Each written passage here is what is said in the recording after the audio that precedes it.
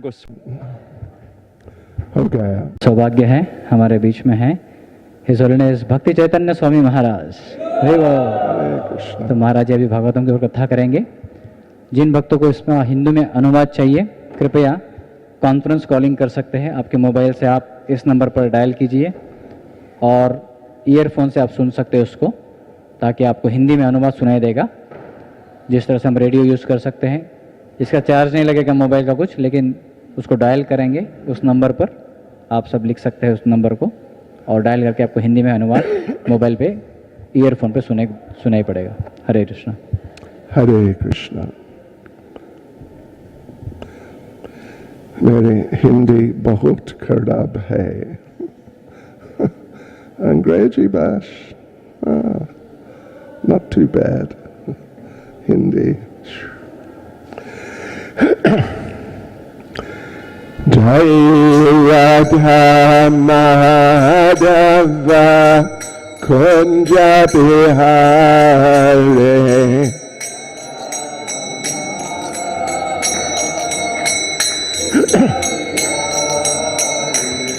Jaya Radha Madhava Kunja Bihare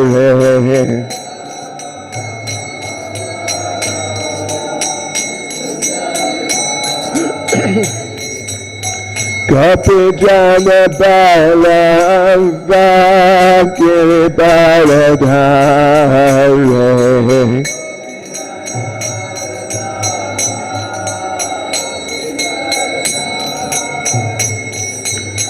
Gopi Jana Bala Vakiri Baladhare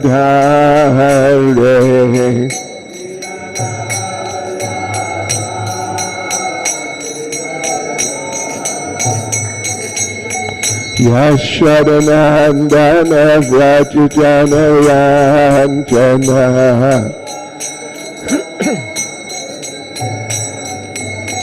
Yashodanandana Vrajajana Ranjana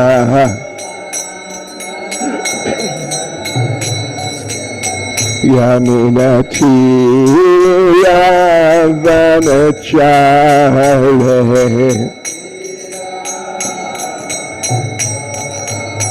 Yamunati Yavanachare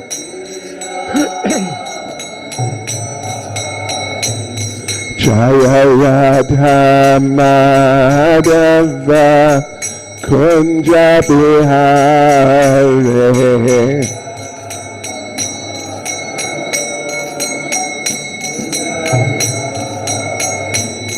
Jaya Radha Madhava Kunja Bihare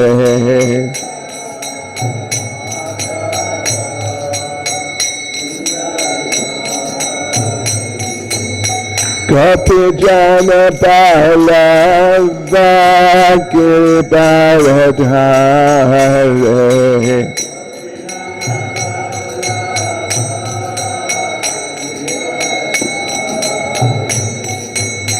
Gopi Jana Bala Vakiri Baladhare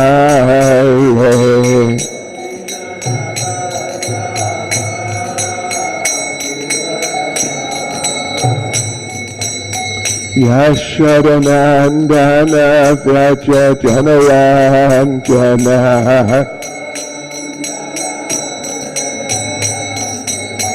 Yashodanandana Vrajajana Ranjana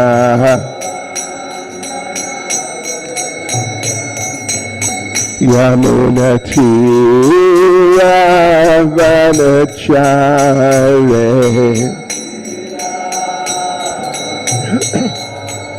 Yamunati Yavanachare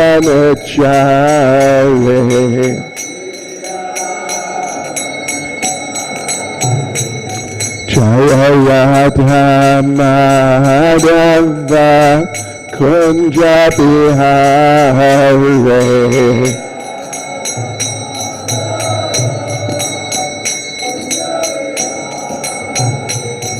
Jaya Radha Madhava Kunja Bihari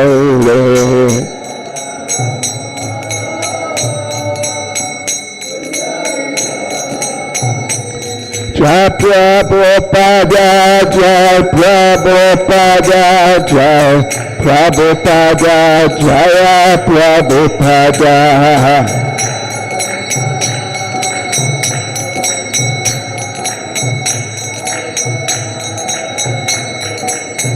Jaya Prabhupada, Jai Prabhupada, Jai Prabhupada, Jaya Prabhupada.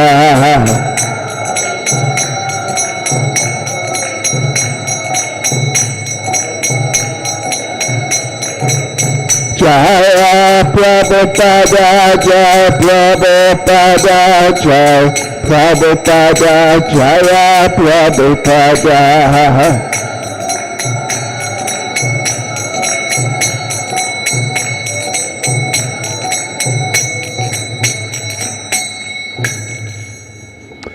Challenged by Paramahamsa Parivrajikcharyas, Dennis Shishmadas, Divine Grace, A.C.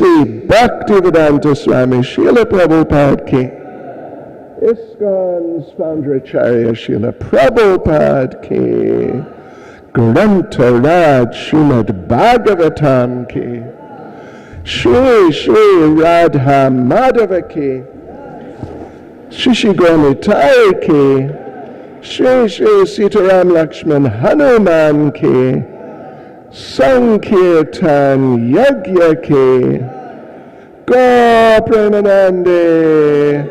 All glories to the summer devotees, all glories to the summer devotees, all glories to the assembled devotees, all glories to Sri Guru and Sri Gauranga.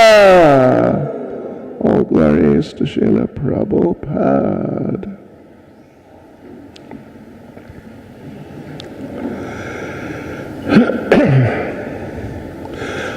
Om Namo Bhagavate Vasudevaya.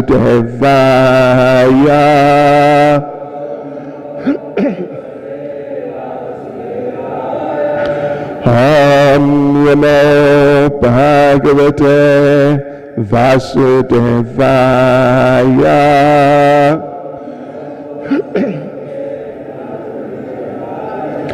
Om Namo Bhagavate Vasudevaya.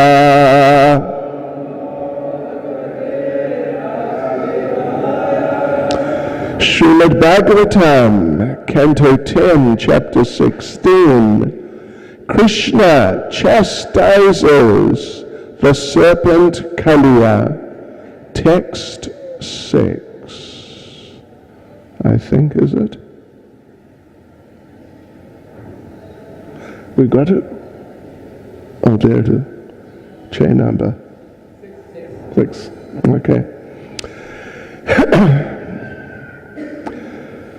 Tam Chanda Vega Visha Viryam Avekshya Tena Dushtam Nadim Cha Kala Samyamanavatara Krishna Kadambam Adiruhya Tato Te Tungam Aspatya Gadha Rashana Nyapatad Vishode Tam Chanda Vega Vishaviryam Avekshatena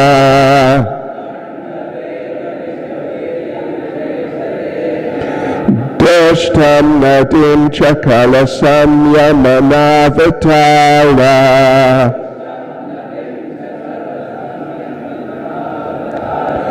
Krishna Kadambam Adireya Tatoti Tungam Aspatya Gada Rashano Nyapatat Vishode Shano Nyapatat Vishode Tam Chanda Vega Vishavirya Navekshyatena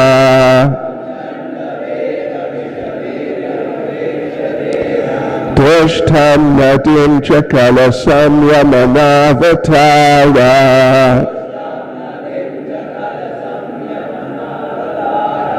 Krishna Kadambam Adiya Tatotik Dungam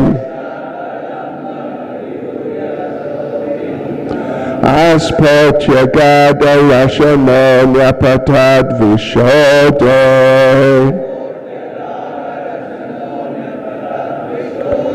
Tam Chanda Vega Vishavirya Navekshyatena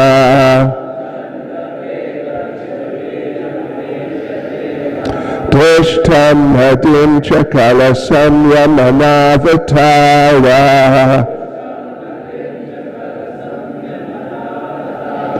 Krishna Kadambam Adireya Tatoti Tungam Aspatya Gada Rashano Nyapatad Vishode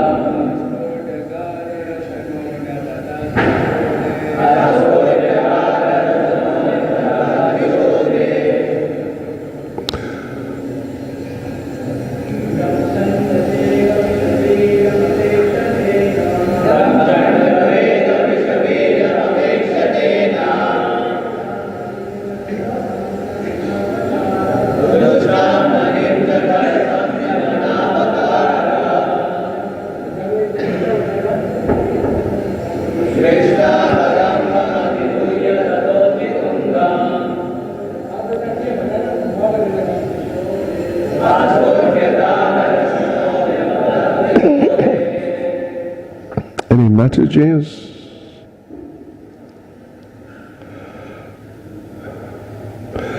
Tam Him Kaliya Chandavega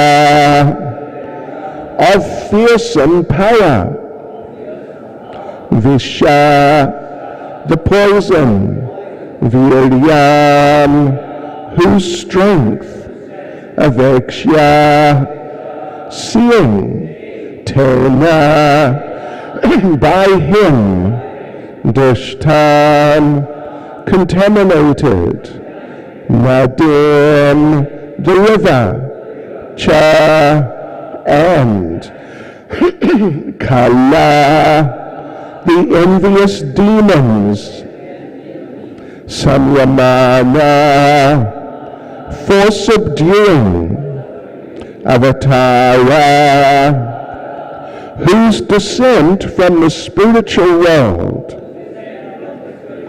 Krishna, Lord Krishna, a kadamba tree, adirohya, climbing up on, tata, from it, atitongam, very high, aspotya, slapping his arms, gada rashana, tying his belt firmly, nyapatat, he jumped, visha ude, into the poisoned water. Translation. Lord Krishna saw how the Kaliya serpent had polluted the Yamuna river with his terribly powerful poison. Since Krishna had descended from the spiritual world specifically to subdue envious demons, the Lord immediately climbed to the top of a very high Kadamba tree and prepared himself for battle. He tightened his belt, slapped his arms, and then jumped into the poisonous water. Purport, just very, very short purport. According to the Acharyas, Lord Krishna also tied back the locks of his hair as he prepared to do battle with Kaliya.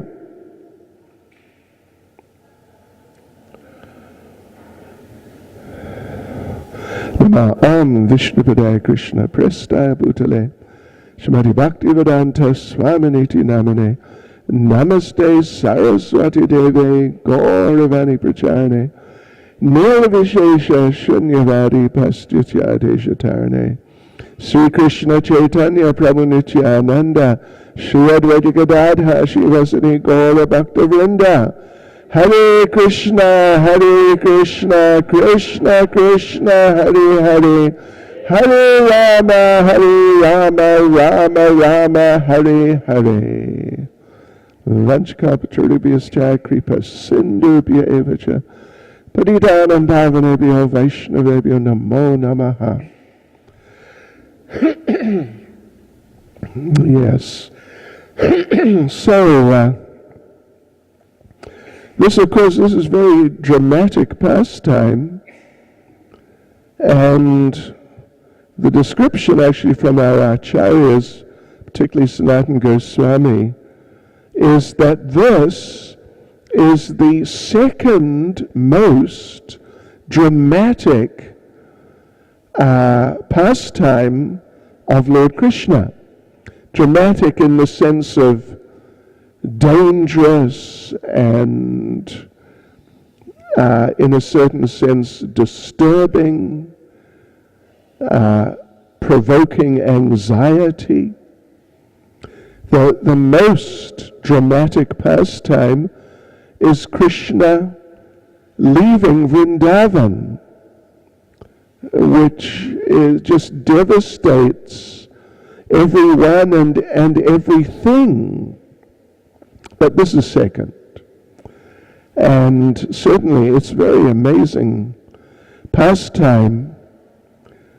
We mentioned Srila Sanatana Goswami. He, of course, has written the Bhagavatamrita, where he devotes most of an entire chapter, or a lot of an entire chapter at least, to this pastime, and going into different aspects of it and different things that happened. Of course, here we're in the relatively earlier stages of the development of the pastime, and the cowherd boys, they have already come down to the bank of the river, or the lake, really, just next to the river, and they've drunk from those poisonous waters, and the cows have also, and everyone has already died. But then Krishna, he has just glanced over the cowherd boys and the calves, and in that way revived them. Although, interesting little point, is that they have all understood, at least the cowherd boys have all understood, that we just died. Look at that. We have just died, and Krishna has just revived us. This means Krishna is the Supreme Personality of Godhead.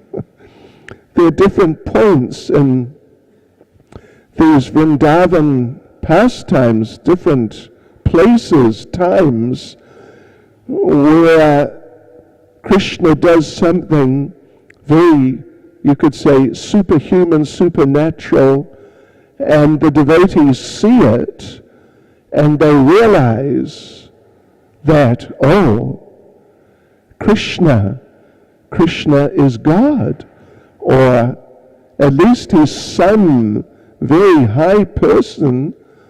And they remember what Garga Muni said at the name-giving ceremony,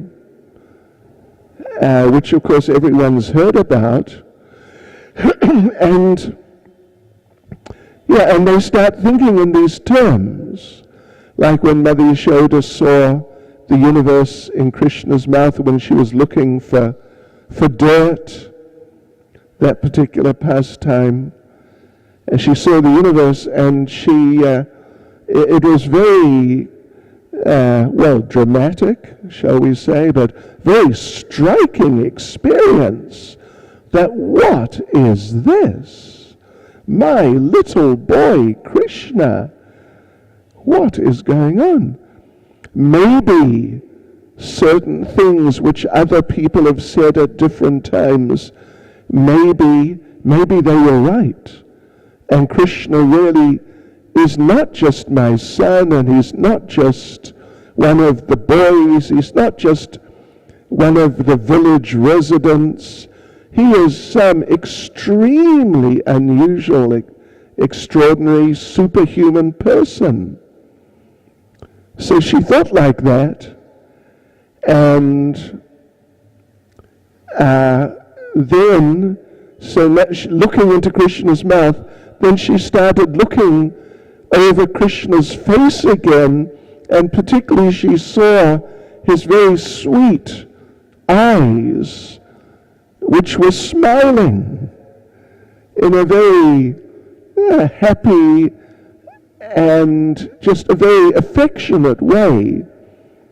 And when she saw his eyes, then that feeling of astonishment and awe and reverence even for Krishna, it started to dissipate, and again that mood of motherly love started increasing, and it was happening step by step though.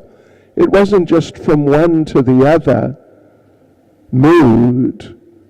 And she went through a phase as she was gradually forgetting the idea that maybe Krishna's God or maybe a demigod or someone like that, as she was in the middle of returning into her very intimate motherly mood, as those two moods are sort of intertwining a bit and crossing over each other, then Mother Yashoda thought, well, could he really be God? I don't know. But I don't really think so. But then she thought, well, if he is God, I'm a very lucky woman. I have a son who is God. Gosh, that's wonderful. That's great. Which other mother has a son who's God? But then it all sort of faded away as her mood of motherly love returned. So that happened here. We were just saying about how the cowherd boys and cows were poisoned, but then they were revived just by Krishna's glances. He was moving around, glancing on them, and they all understood that they had died. And then they all understood that Krishna had revived them. So they entered into some sort of mood like that to some degree. That how did he revive us? How could he do that? He must be God. But Krishna was glancing at them in very loving, warm ways. So again, they also started to forget this idea that maybe he's got some supernatural, superhuman powers. So, yes, so then Krishna became very angry for different reasons. Krishna became angry because of this offense to his devotees. It's a terrible offense. Trying to kill a devotee? Sure, you can't get much more offensive than that.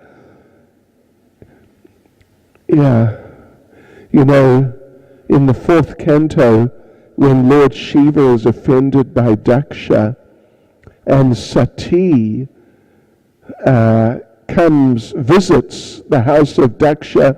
Daksha's going to have a big sacrifice. Then Sati gives up her life. And but just before she does that, she says that Daksha, you are so offensive. And when someone, and in his case, he had a mentally offensive attitude, and he had spoken offensively. He had not physically attacked Lord Shiva or something like that. But so he was thinking and speaking offensively. And Sati says that if someone speaks blasphemy, particularly of some elevated personality, then the best thing to do, the most appropriate thing, is just kill them. There you go. Just kill them. If you can't kill them, cut out their tongue. And that should sort of, incapacitate them a bit. Then you can kill them. And if you can't do that, just kill yourself. And if you can't bring yourself to do that, just go. So to try to kill and in a sense actually kill Brij Basis, the greatest devotees of the Lord, including the cows, you can't get much more offensive than that. So Krishna became extremely disturbed. Shri Radha Madhava Shishikonitai Shri Sita Ram Lakshman Hanuman Ki Jai. Krishna became extremely disturbed because of the offense against the cowherd boys and cows. He also became extremely disturbed because Kaliya had contaminated the Yamuna so badly. As I think Revati Raman Prabhu was saying yesterday, or maybe it was the day before, it was said that the Yamuna was flowing through on one side, and there's this lake sort of sticking out. It's not disconnected from the Yamuna, but it's not really mixing so much with the main flow of the river, but it's sticking out, kind of what would it be, to the east. If you're familiar with that part of Vrindavan, then you can see actually, if you go up on the top by the, what's it called, Dwadash Aditya Till, by Madan Mohan, the old Madan Mohan temple, then you can see how there was a lake. The river was running right down next to where that temple is now, where the Parikrama path is now. But the lake was sticking right out for some kilometers over to Bailvan, slightly to the right as you look out, and then further back, and then even out practically as far as Bandiravan, that whole area. It's a big area. And that area had become so contaminated, even though it's not exactly part of the flowing Yamuna, but it's Yamuna water. So it is part of the Yamuna, Kaliya Daha. And Kaliya had contaminated it so badly with his poison that the lake at least was boiling. Poison is, a product or manifestation of fire. Poison means fire. Poison stimulates fire. Just like when Maharaj Parikshit, right at the end of the Bhagavatam, when the snake bird comes and bites him, the poison of that snake bird was so powerful that his body burst into flames. Because poison, in general, poison means the element fire, and it kills by stimulating the element fire too strongly and in different ways. So that lake was boiling. And therefore when birds would fly over the top, the fumes were coming up and they just die and just fall down into the river. And the trees around, or not just trees, but all the vegetation around that whole lake, and even on the other side where the river is next to nowadays Vrindavan town, all the vegetation was dead, except this one tree mentioned here, the Kadamba tree. And it's interesting, I imagine many of you have been there, maybe all of you, and you've seen that Kadamba tree there at Kaliya Ghat. It's obviously a very old tree. And in Caitanya Charitamrita, there's a description of Lord Chaitanya visiting there. And it says that when Lord Chaitanya visited Kaliya Ghat, he saw the original tree. It specifically says that, as I recall. He saw the actual original tree which the Lord had jumped from, being referred to here in this verse. And they say, they, them, those people who say many things, they say that the existing tree is the same tree. Anyway, we don't know exactly, of course, but at least at that time of Lord Chaitanya, it appears it was the original tree. So here's Lord Krishna then. He's very angry. He's very angry indeed, because his devotees have been offended, and the Yamuna River has been offended And of course the Yamuna is a devotee also. So he's really feeling angry. And as described here, he climbs, the verse says he climbs to the top of the Kadamba tree. Elsewhere it says he climbs out on one big branch. And then, as described, he tightened his belt as wrestlers do when they're preparing for battle. Then he slapped his arms. And Srila Sanatana Goswami makes the point, a funny little point, that he slapped his arms and made a funny sound. Do you get me? There are sometimes young boys, they do things like that. And Krishna was a young boy. So, I don't know if anyone can demonstrate, but anyway, it's okay. I think we have the idea.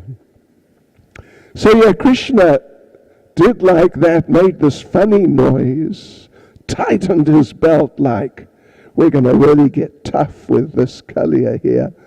And Krishna jumped into the poisonous water.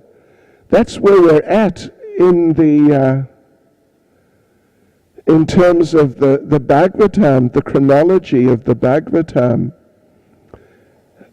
Next verse, anyway, I don't know if we want to sort of spoil things, but at least in Brihad Bhagavatamrita, the description is, or maybe in the commentaries, Sanatana Goswami particularly gives very amazing commentaries to this part of the Bhagavatam, and he says that when Krishna jumped in, a tsunami was created.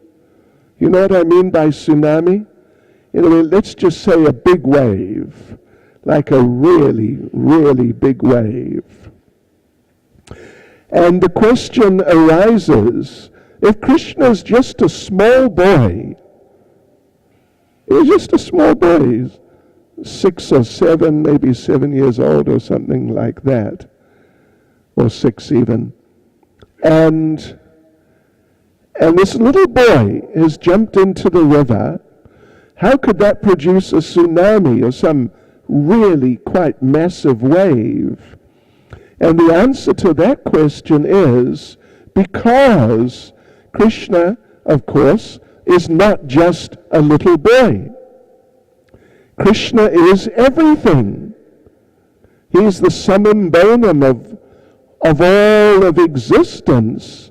And you can imagine if everything landed in the water, that would really make a splash, wouldn't it? So, and then Sanatana Goswami says that this big wave,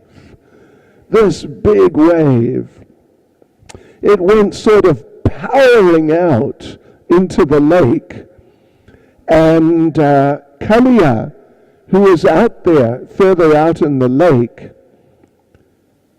Kaliya got hit by this wave, and it just about, in surfing terms, just about wiped him out completely. You're probably not from surfing backgrounds, are you? Anyway, don't worry, it's okay. You didn't miss that much. So yeah, it hit him in the face and sure, just about obliterated Kaliya. And then Kaliya pulled himself together, and Kaliya asked himself, who is the rascal who has jumped into my lake? I think it was discussed yesterday a bit how Kaliya represents envy.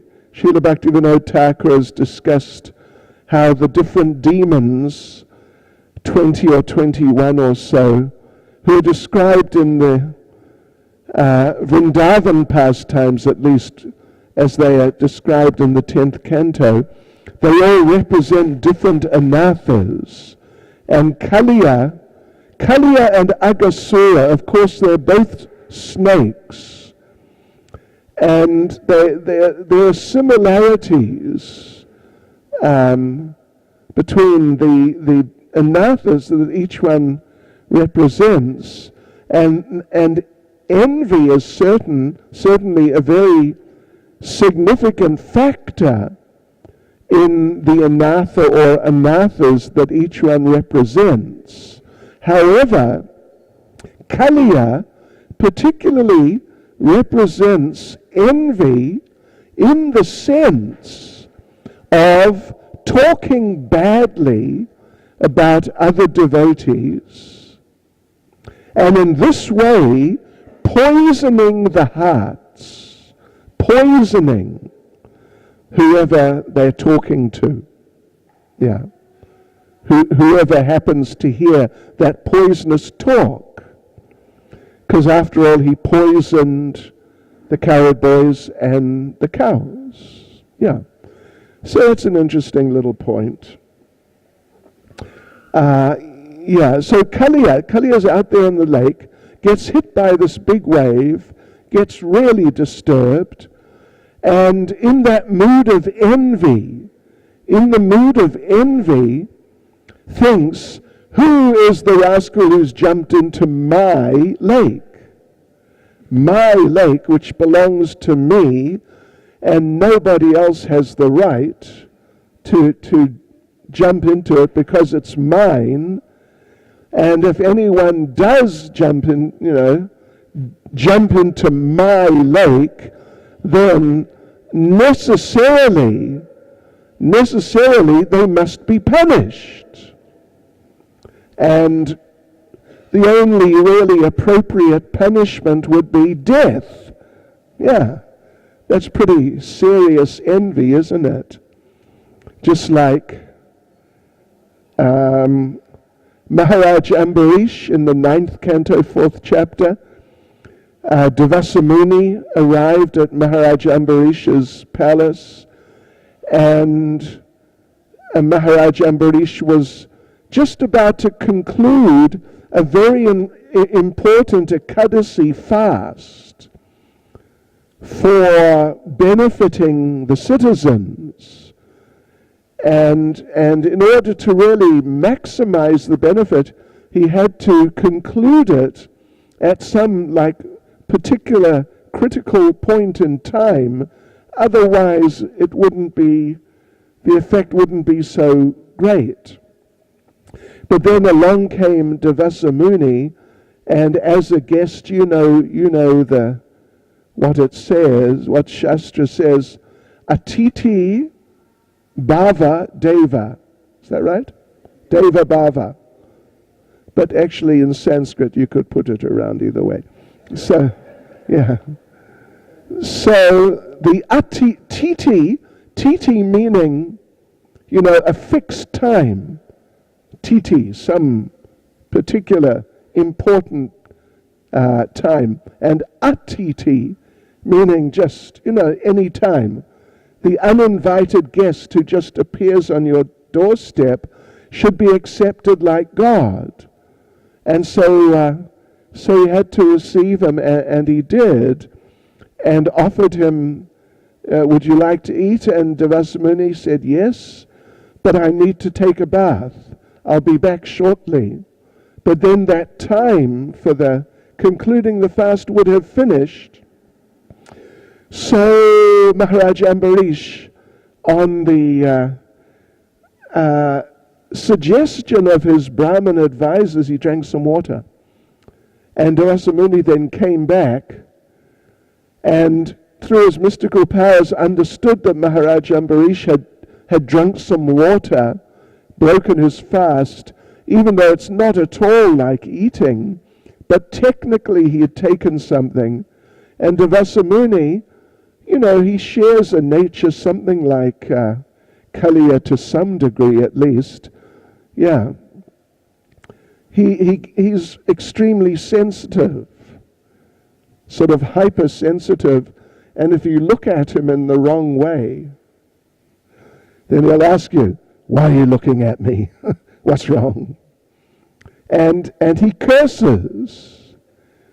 So he cursed, you could say cursed Maharaj Ambarish, took a hair from his head, threw it on the ground, and out came some mystical demon to kill Maharaj Ambarish.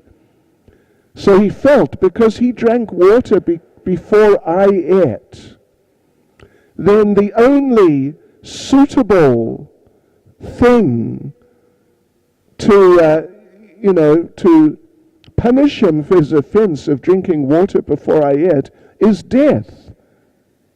Gosh, imagine if Maharaj Ambarish had stolen his samosa while he was eating. Whoa, what would have happened? I can't imagine. It would have really been extreme. Anyway, it's just an interesting little point that of these 20 or so, little more than 20, demons, of course some of them are not exactly demons, but we sort of use the term. Of those 20 or maybe 21, actually we should count exactly, but it's at least about half of them became demons because Devasa Muni cursed them. In other words, when you see Devasa Muni coming, maybe better to head the other way. He's sort of like, you could say, a serial curser, something like that. So Kaliya, his mood is like that.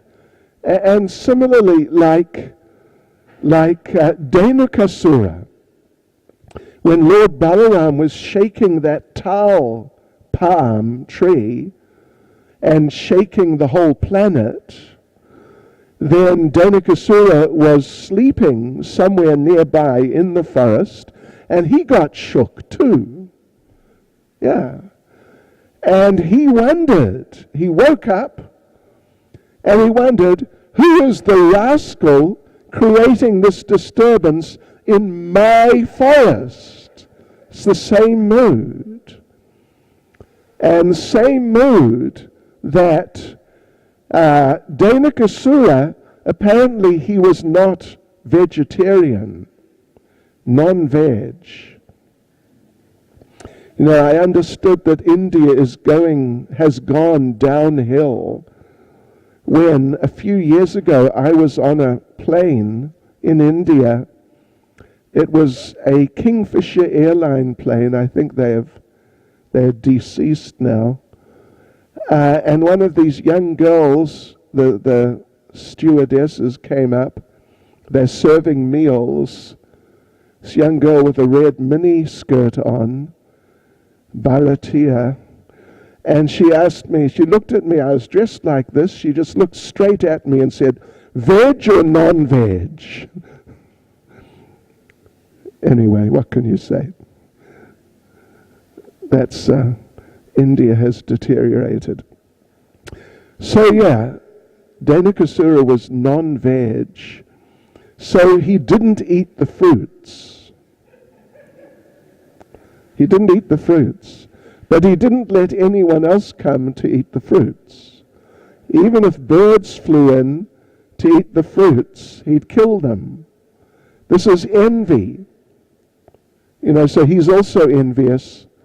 He represents more like the whole of Tamagun, and envy is like a subset, a part of Tamagun.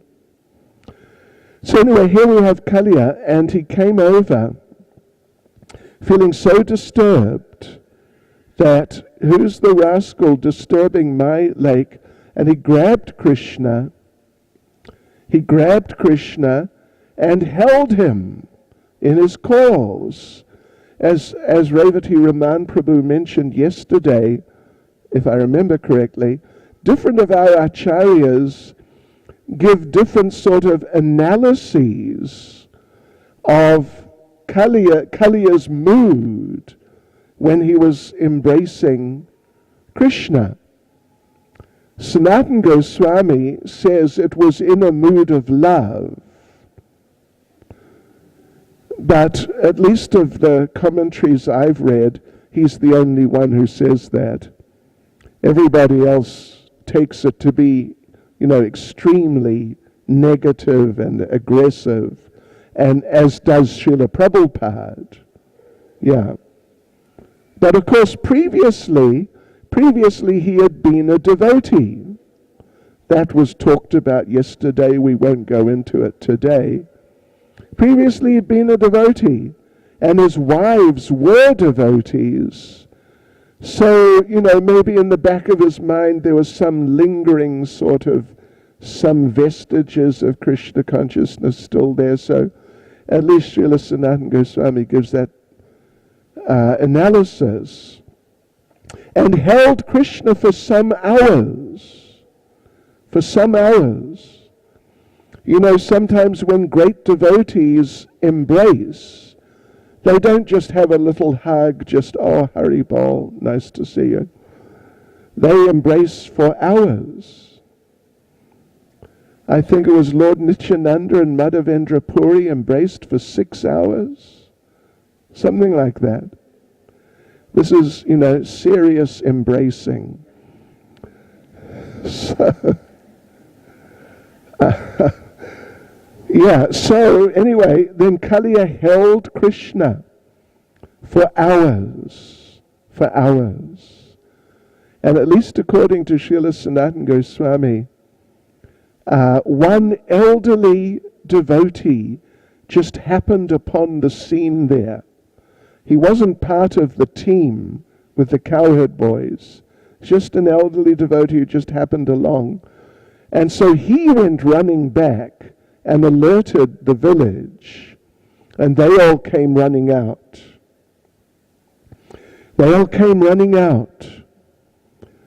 And all except Balaram. Because Balaram, at least according to Srila Sanatana Goswami, I know it was sort of mentioned somewhat yesterday, according to Sanatana Goswami, he was having a birthday party with his mother. Yeah. But although he came out a little later. So, everyone ran out when they heard that Krishna's in danger. According to Srila Sanatana Goswami, out there, back there by the lake, by the Yamuna, everyone had fainted. The trees had fainted. The rocks had fainted. It was just a very dramatic scene, an extremely dramatic scene. And then all the bridge buses came running out. And Srila Sanatana Goswami raises the point. How did they know where to go exactly? Because, you got the whole Yamuna River. It's not a small thing. But they went right to the spot. And that old man didn't take them because he was too old to run the way they ran. So how did they know to go to that spot? And Sanatana Goswami says, because they followed Krishna's footprints. And then the next question is, how could they follow Krishna's footprints? Because he was in the front of the cows. And the cows are following him. And surely they just walk over his footprints. But no, the cows are devotees. And they would never step over Krishna's footprints. So therefore Krishna's footprints were always preserved. Yeah. And then they came out. And anyway, let someone else explain what happened then. But it's really very amazing. Very amazing pastime. And Lord Balaram is the only one who understands what's going on. And that this is a pastime, and there's nothing to panic about. And even Lord Balaram thinks to himself, listen, he's thinking to himself, sort of addressing Krishna in his mind, and he says, listen, brother, you want to play with a snake? You want to play with a snake? Why don't you play with me and my form as Ananta Shesh? Why play with this mundane Kaliya? He is not much of a snake. You want a real snake? Ah, play with me, Ananta Shesh. But Lord Balaram comes out and is trying to pacify everyone. But at the same time, he doesn't want to interfere with their mood, because he feels they're greater devotees than me. And it would be wrong for me to interfere with their loving feelings. But still they're suffering so much, and it's unnecessary, because there's no problem really. So subtly, Lord Balaram was trying to hint that it's okay. You don't need to panic too much. He was walking up and down the bank, sometimes telling the Brijbasis, just stay here and wait, because they're trying to swim out to join Krishna. But he tells them, just stay here and wait. Don't worry too much. And Srila Sanatana Goswami says, with some of them, he would smile at them. And the Brijbasis would wonder, why is Balaram smiling? What's so amusing about this situation? Anyway, it's a long story.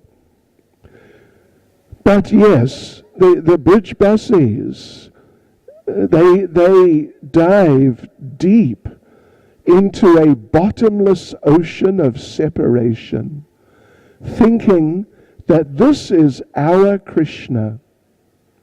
This is our Krishna, our little village boy who we just love so much. And it looks like this could be the end. What do they say? Gangamai ki jai. Looks like Krishna may die. And so their mood of anxiety and love and in separation just totally overflowed its banks, until Lord Balaram could tolerate it no longer. And he called out to Krishna, you stop this pastime. You stop this pastime. Because even though these are the Brijbasis and they have eternal spiritual bodies, as far as I can see, they're actually going to die. So you stop this pastime. Otherwise, your own heart will be broken. So yes, this is a very amazing pastime of Krishna. Very amazing pastime, in which these very extreme emotions in separation are manifested by these great, great devotees. Although Krishna, of course, saves the day in due course. But Krishna does like that. Sometimes he shows his superhuman nature as the Supreme Lord. Sometimes, not too much, but sometimes. And the explanation given by Srila Vishwanath Chakravarti Thakur is that it's just like when people boil milk. When people boil milk, sometimes they put straw in, dry grass, very dry grass.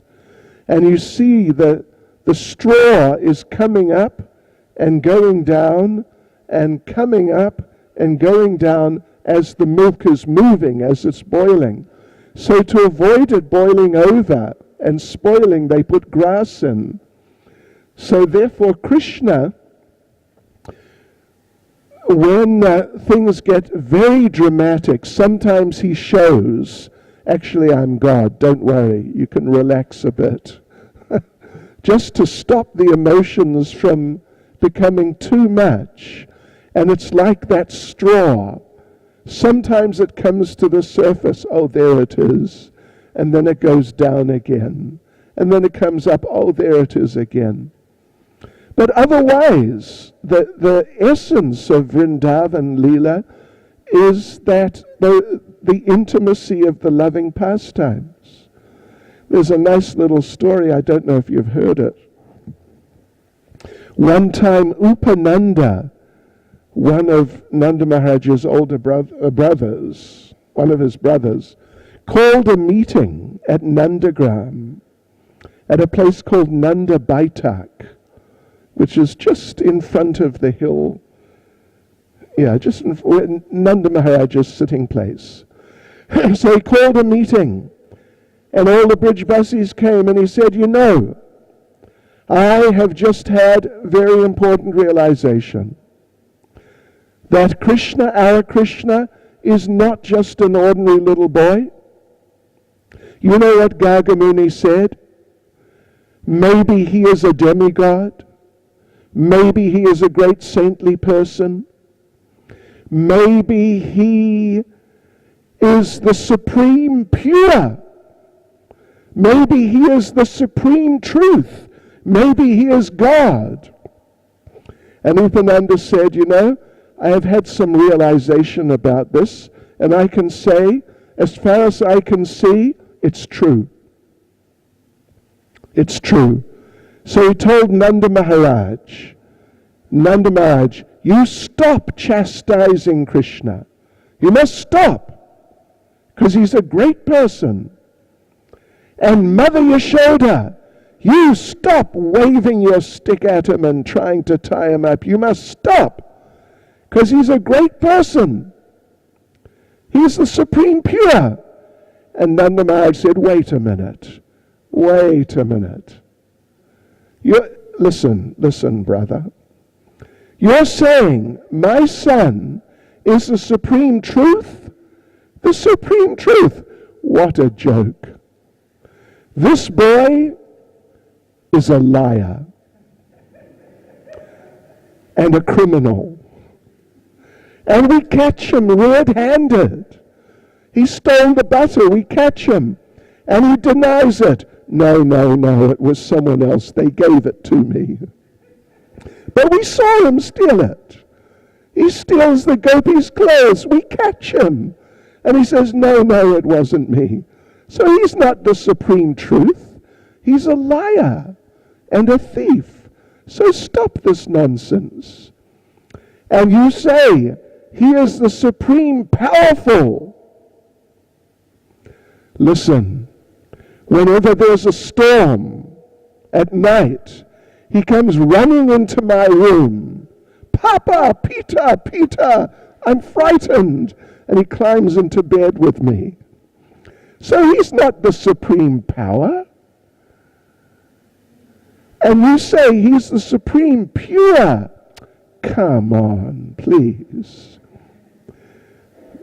My wife dresses him up very nicely and decorates him, and he goes outside, and before you know it, he's rolling in the dirt, and he comes back in a few minutes later, he's filthy.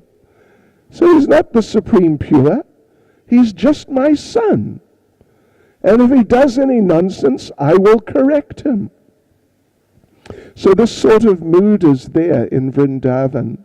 This is the basic theme, the basic underlying mood, practically all the time, except for sometimes when Krishna feels the emotions are getting out of hand, then maybe he shows that actually I am the Supreme Lord, so you can relax.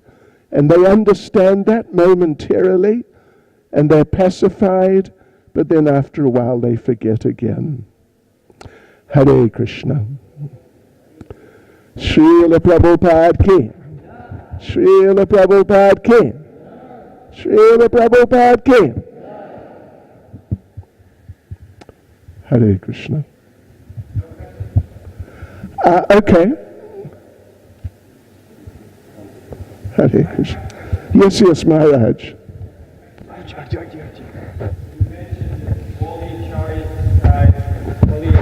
quote is, Swami says, well, he was a previous life, and a previous life was a devotee. It's actually, out of love.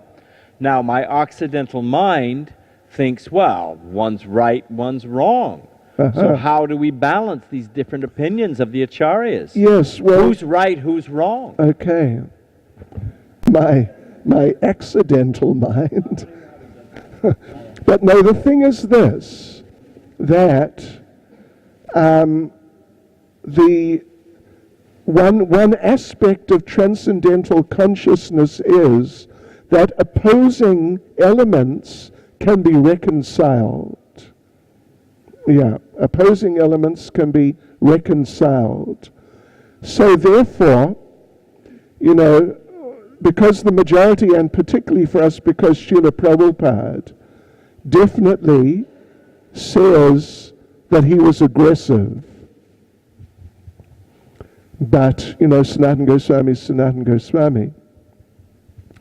So, certainly, the possibility exists that somewhere in the back of his mind, there's an element of something positive. And in fact, as the pastime progresses a little further, Krishna dances on his heads. And then in the process of that, Kaliya's devotional mood, it really starts to manifest. Like fully, in a really, like as the dominating feature of his manifest consciousness. And although he's too weak to say anything, in his mind, he just prays, I'm yours, I'm yours, I'm yours. And therefore Krishna didn't kill him. Krishna killed all the other demons, but he didn't kill Kaliya. So the possibility exists then that Kaliya was actually in a mixed type of consciousness where there were some elements of positiveness, something like that. And Sanatana Goswami chose to really focus on that.